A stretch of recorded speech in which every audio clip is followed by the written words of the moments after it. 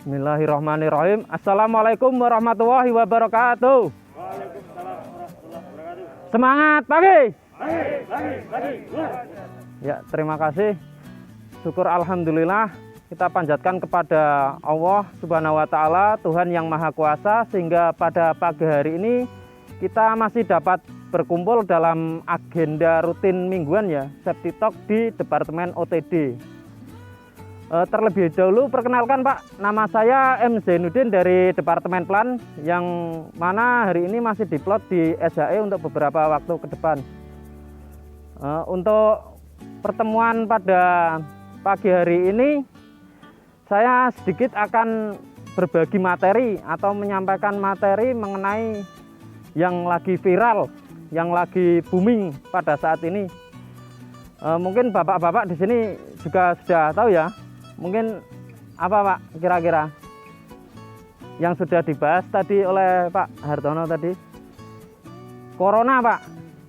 Ya, Corona ini merupakan virus atau keluarga besar dari virus, yang mana Corona ini menyerang saluran pernafasan, sehingga terjadi suatu penyakit dari mulai ringan sampai sedang yang berakibat seperti flu. Tetapi Corona ini juga Corona ini juga bisa berdampak lebih buruk. Misalnya yang dulu pernah terjadi di tahun 2002 hingga 2003 itu pernah ada kasus yang namanya virus SARS. Itu yang terjadi di Cina. Terus di tahun 2012 juga pernah terjadi itu di daerah Timur Tengah, yaitu virus MERS di tahun 2012, dan yang sekarang ini adalah COVID-19 atau Coronavirus Disease 19 yang terjadi di akhir 2019 kemarin di China sampai sekarang ini.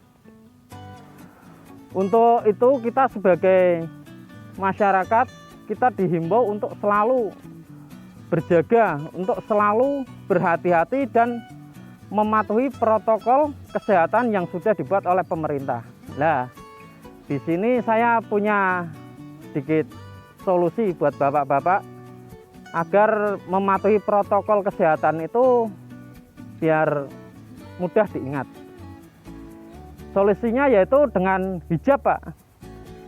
Hijab di sini bukan hijab berkerudung atau memakai cadar ya. Hijab di sini itu ada kepanjangannya. Yang pertama itu H. H itu adalah hindari keramaian dan kerumunan. Misalnya di pasar atau di pusat perbelanjaan dan sebagainya. Kemudian I. I itu adalah ingatkan agar selalu mencuci tangan. Mencuci tangan dengan sabun itu ada prosedurnya, yaitu dengan menggosok bagian telapak tangan, kemudian dilanjutkan dengan punggung tangan, kemudian di sela-sela jari, itu minimal 20 detik agar kuman itu benar-benar bersih. Setelah itu kita bilas dengan air, dan jangan lupa gunakan hand sanitizer ketika setelah melakukan aktivitas atau menyentuh benda-benda di sekitar. Terus yang ketiga Pak, yang ketiga ini adalah J atau jaga jarak. Bahasa kerennya itu physical distancing terhadap orang lain. Physical distancing ini kenapa kita harus terapkan? Karena physical distancing ini adalah suatu upaya yang mana kita harus melakukannya ketika kita diwajibkan untuk mendatangi tempat tersebut. Misalnya bapak-bapak untuk bekerja ini kan kewajiban. Nah, di situ kita harus menerapkan yang namanya jaga jarak atau physical distancing tadi. Kemudian Pak, yang keempat adalah A atau anjuran memakai masker. Memakai masker yang baik dan benar, yaitu dengan menutupi hidung dan mulut hingga dagu. Masker di sini yang digunakan juga ada beragam. Bisa menggunakan masker medis seperti yang saya pakai, terus masker kain dan masker N95 itu untuk petugas. Terus yang terakhir Pak, ada yang namanya B. Yang kelima ini adalah B, yaitu berolahraga atau selalu menerapkan pola hidup sehat dengan cara istirahat yang cukup, terus konsumsi makanan yang bergizi, konsumsi air putih yang cukup, sayur dan buah, serta vitamin. Untuk apa Pak itu fungsinya? Fungsinya itu adalah untuk menjaga daya tahan tubuh kita. Mengingat virus ini yaitu tujuannya untuk menyerang imunitas kita. Jadi alangkah baiknya pencegahan itu lebih baik, yaitu dengan menjaga daya tahan tubuh kita agar selalu sehat. Mungkin 5 tips tadi bisa menjadi ini ya pegangan buat bapak-bapak di sini agar selalu menerapkan protokol kesehatan yang ada. Kemudian untuk penanganannya sendiri Pak, penanganannya sendiri ketika rekan atau saudara kita terindikasi terkena gejala virus. Misalnya yang pertama itu suhu badannya tinggi di atas 38 derajat Celcius. Kemudian mengalami flu, batuk kering, sesak nafas, nyeri pada dada. Itu yang pertama itu kita jangan panik, kita tetap tenang. Terus kemudian yang kedua itu kita harus segera melaporkan ke vaskes terdekat atau dokter atau rumah sakit yang berwenang menangani masalah virus corona atau COVID-19.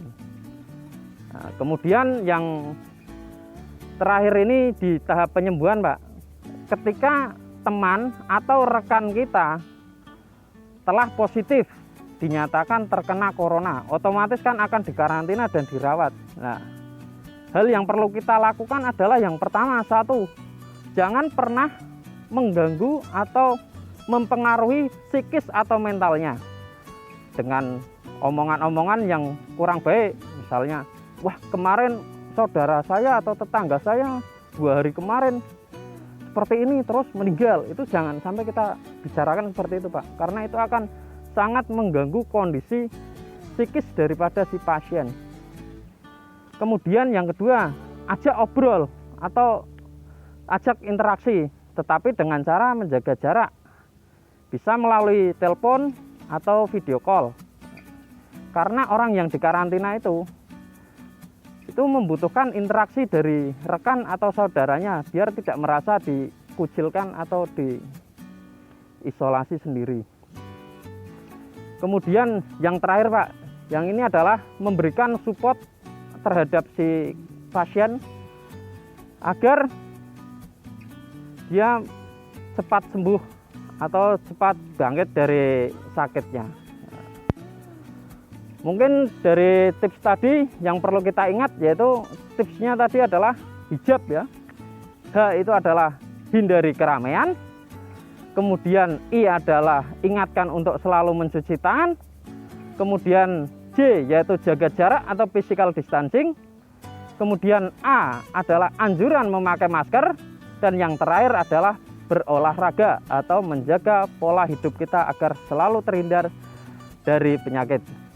Mungkin sedikit yang bisa saya sampaikan, kurang lebihnya saya mohon maaf. Bersama kita hadapi pandemi ini, semoga pandemi ini cepat selesai dan semoga bermanfaat bagi kita semua. Akhir kata, wassalamualaikum warahmatullahi wabarakatuh. Semangat pagi! Pagi, pagi, pagi,